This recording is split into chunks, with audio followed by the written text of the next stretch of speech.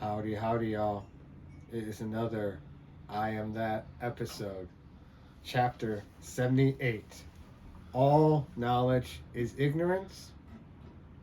Once again, my homie El Zam.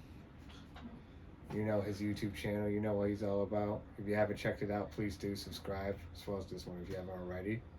Um, but more importantly, also, this is a very special anniversary episode. It was 1 year ago yesterday that I started this whole journey with first chapter um, episode.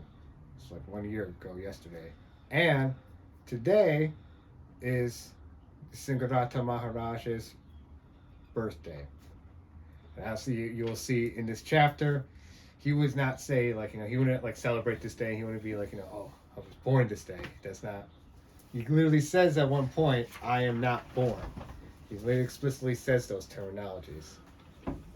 So, like I say, this is a good chapter. This was a very heavy chapter. Whereas you literally explicitly said you remember this chapter being a pretty heavy part of your, especially reading through this book.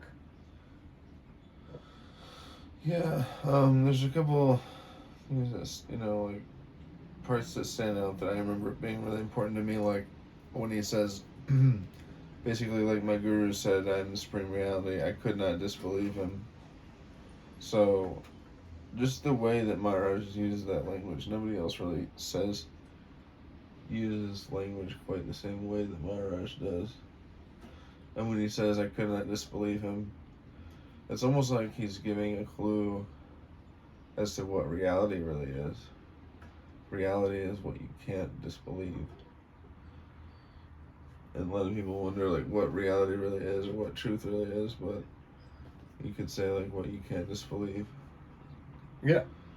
And it sounds weird unless you're kind of familiar with the context of a lot of the earlier chapters. So, especially if you haven't checked those episodes, and I would highly suggest so. And if you haven't bought this book yet, you should also in general. But yeah, I don't even know I really don't know where to begin with this. With this chapter, because I would say off right away.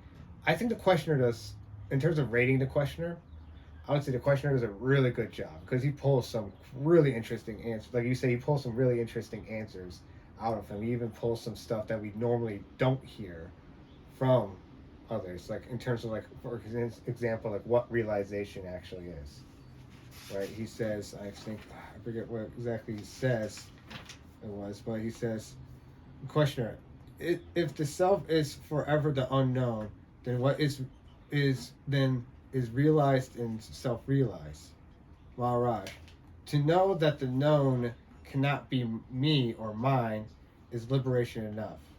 Freedom from self-identification with a set of memories and habits, the state of wonder at the infinite reaches of the being, its inexhaustible creativity and total transcendence, the absolute fearlessness born from the realization of illustriousness and transcendency, of every mode of consciousness, the flow from a deep and inexhaustible source, to know the source and appearance as appearance, and oneself as the source only is self-realization.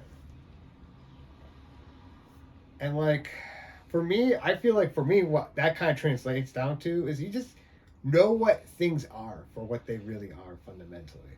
If you can understand what things it's not because self-realization is not really about just knowing yourself, quote unquote.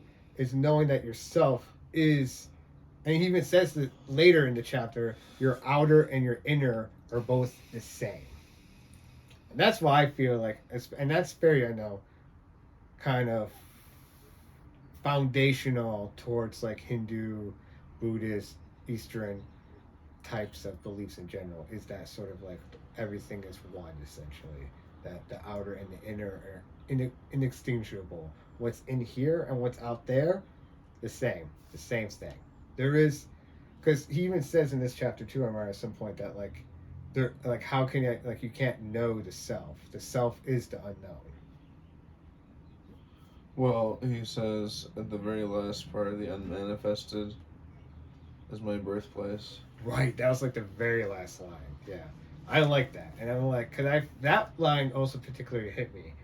Um, it, it it hit me like I don't know, like it's hard to describe. Like it just it's something. It's one of those moments, and this happens throughout this book, and why I love it so much. There'll be moments where certain lines he says just hit me in this like, whoa, that just almost like what he says, like I can't disbelieve that when he says that I could not disbelieve him as he talking about his guru. And the real theme of this chapter is all knowledge is ignorance. That's the name of it. And um, there's an important part where he talks about having visions and trances. And then the guru told me you are the supreme reality. And after that, the visions and the trances ceased, and there was just silence. Thank you for The bringing mind ceased producing events, and there was no me left. Even the bare I am faded. And now I am sure of nothing. All knowledge is ignorance. That's like the takeaway from the chapter. All right. So he's pointing out the fact, like, no, dude, you're all in this, which is something he does quite a lot. You're talking about words, you're talking about concepts, you're talking about facts and ideas that are all produced by the mind, and I'm talking about this one particular thing. The hammer, like my theme throughout all this is like that's one of his core concepts, and he always hammers it in each chapter. He's always hammering some stuff. And what he's saying is, no, I'm talking about how all knowledge is ignorance, and it's really knowing nothing is the true wisdom. Yeah. And it's like a lot of what you get with gurus and Zen masters and stuff, where they're pointing to the opposite, what appears to be the opposite of everything that you believe, and everything that you, because in a lot of ways, like the Buddha described the path of the enlightened person as like swimming upstream, basically. Yeah. And it's just like you're following a path that is different from other people. But he says too, my guru never told me what to expect, Maharaj. And Maharaj too, I wrote, like, never told anyone what to expect when it came to realization. So I think that's really good advice, because I think that's been one of the problems I've been having with my sort of ripening as a fruit, because that's one of my favorite metaphors that he uses in this book is that fruit ripening metaphor. My problem, I think, one of the things is that I definitely I keep having these sort of little expectations in my head and stuff, and a lot of it's like Hollywood BS and that sort of stuff, and it is a lot. You gotta like kind of clear that sort of stuff out. So, and I think as you don't have expectations and just admit I just don't know anything. I'm just so ignorant. Like it's just because to me that is what wisdom is understanding your ignorance, and that is like the theme of this chapter and the theme of a lot what he says, and I think that's one of the reasons why I gravitated towards him. I was grateful that you recommended me him, because another thing that was key that I had noticed this time reading it that I hadn't maybe noticed before was that he talks about the witness being a bridge. Right. And so if you understand sort of like a bridge between the manifest and the unmanifest, in a way, like bridge between the consciousness and the absolute, I guess. Yes. That is a very important concept, because like he doesn't normally get into that sort of nitty gritty. I mean, with it. I mean, not me, not mine is the task of the witness, and so he's just literally saying like the witness as the mere fact of its existence being a witness, it's there to say that's not me, that's not mine, because I'm witnessing that. And it's a bridge. So when we tap into the witness consciousness, we're tapping into that bridge, right? To try to tap into our own ability to say, that's not me, it's not mine. Exactly. To detach from it, to realize all knowledge is ignorance. Yeah, as the questioner asks, is it the manifested by which the unmanifested is represented? Maharaj, the unmanifested is not represented. Nothing manifested can represent the unmanifested. And that's what is and then why then we talk of it, and then that's why he says because it is my birthplace. And it's tying that all sort of together. That's like, so these ideas and concepts that he says, like, like being the witness and all, it's like always useless, but at the same time, like, he says, it's useless in this sort of like, I guess depending on what your awareness or your focus is at, because that's why he'll say certain things I think are useless, or According, he's saying it's useless according to what society would deem as exactly. And that's what you'll find with a lot of this is like these teachings and Nisargadatta Maharaj. It's like it goes contrary to what everything society teaches, and that's true throughout the entire book. It's quite something that goes against the grain in that way. Yeah, and I like when he, in part where he talks about with how consciousness and whatnot works. He says, that when it comes to sattvas and tamas and gunas, yeah, he says, he talks about each of them individually, but he says, but really he's the big.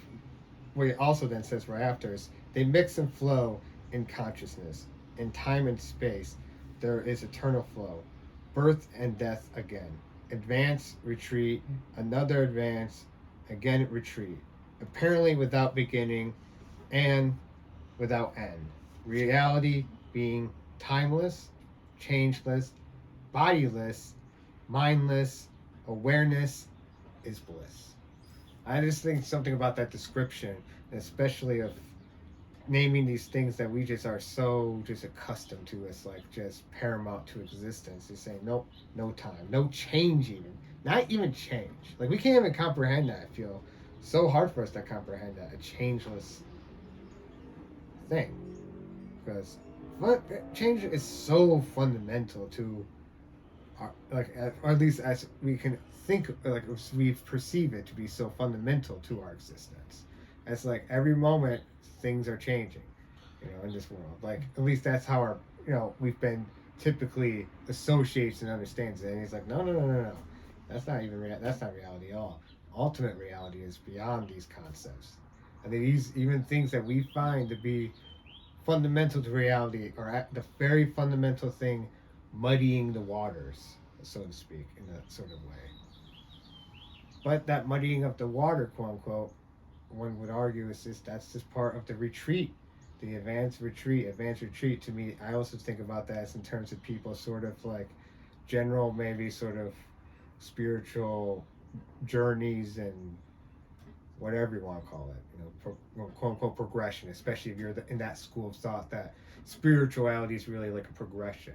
You can think, although Maharaj would somewhat he kind of he pretty much disagrees with that. No, there's no progression, there's no levels. It's just like there's one. Yeah. What he described as like the maturing happens gradually, but the fruit falls suddenly. Exactly, like that, and that shows. There's realization is like a sudden moment. That's a moment. And I agree with that. I agree with that sentiment because I've certainly had the very big, impactful moments that very fundamentally impact my spirituality.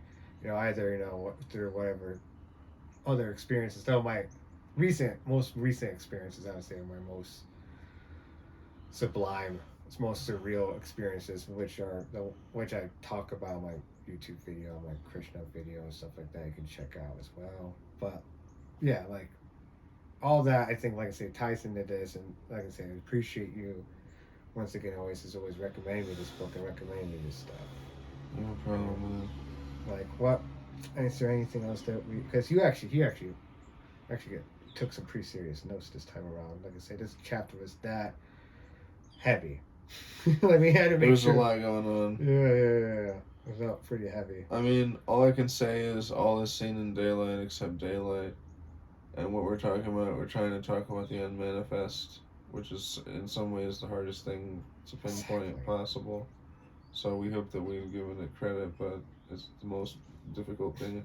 It's like the most elusive. It's like, everything you can see, everything in daylight except the actual daylight, So anyway, we hope that we've given it some some explanation. Yeah, and so, namaste, Hare Krishna, peace to be upon y'all. Thank you all for joining us for another episode. And also thank you everyone for last time for our previous episode that we got over like almost 200 views. I appreciate that. So let's just spread this message and let's hope make a more just prosperous existence. Hope you all have a good one. Peace. Peace. I really hope that was recording that time. All right. Oh, it's still going. See, we got another blooper.